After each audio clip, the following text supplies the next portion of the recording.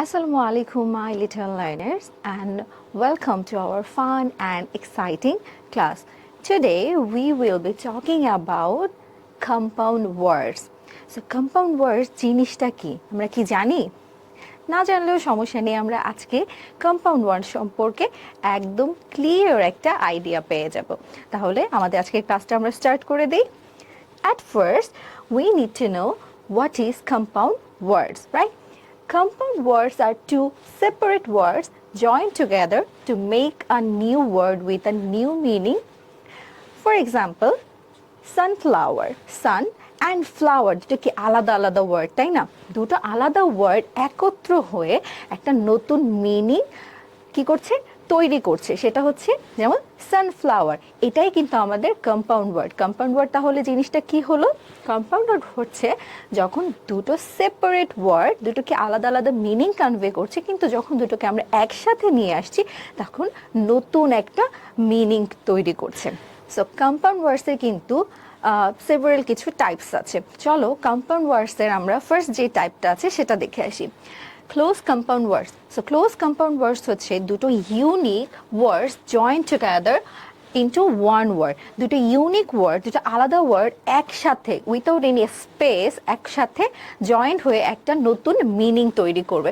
For example, news paper.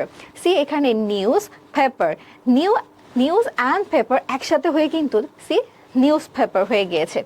For example, sunflower, এখানে কিন্তু সান একটা ওয়ার্ড অ্যান্ড দেন ফ্লাওয়ার আর একটা ওয়ার্ড, এবং এই দুটোর মাঝখানে কিন্তু কোনো স্পেস নাই, এবং এটা কি কনভে করছে, একটা ফুল বোঝাচ্ছে, sunflower. And again notebook, note and book, এই দুটোর মাঝখানেও কিন্তু কোনো স্পেস নেই। সো ফার্স্টে যেই টাইপটা আমরা দেখতে পেলাম সেটা হচ্ছে closed compound words. Let's move on to the next slide. Open compound words. Open compound words কি?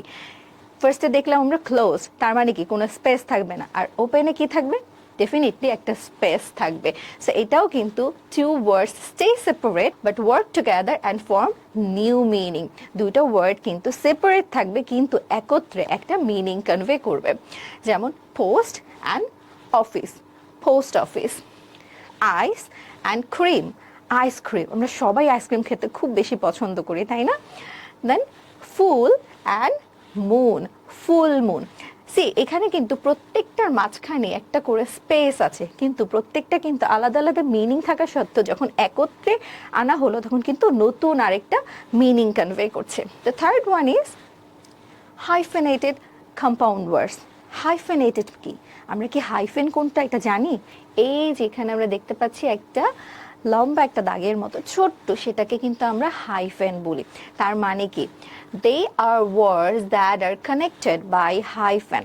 এতক্ষণ আমরা দেখলাম একদম দুটো ওয়ার্ড একসাথে উইথাউট স্পেস থাকবে, তারপর একটা কম্পাউন্ড ওয়ার্ড ক্রিয়েট করছে।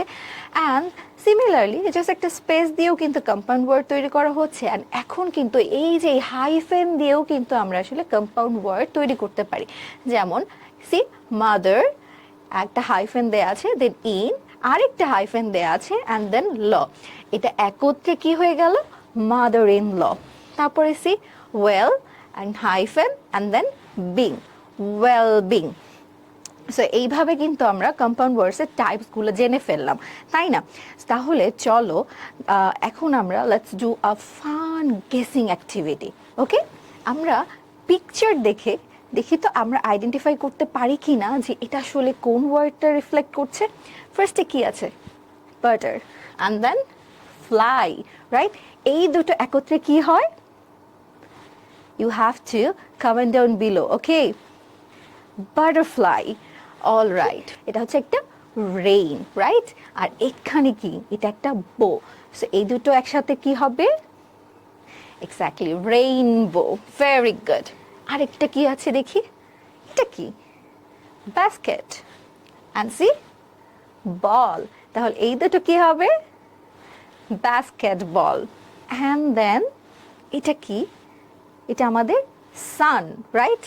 অ্যান্ড ফ্লাওয়ার, এটা তো আমরা অলরেডি জেনে গিয়েছি আগেই, তাই না? এটা কি তাহলে? Sunflower. So That's all about today's class, and I hope you will remember this compound word and you won't get any difficulties to identify such words. So hope to see you in another class with another interesting topic. Until then, Allah Hafiz. Assalamu alaikum.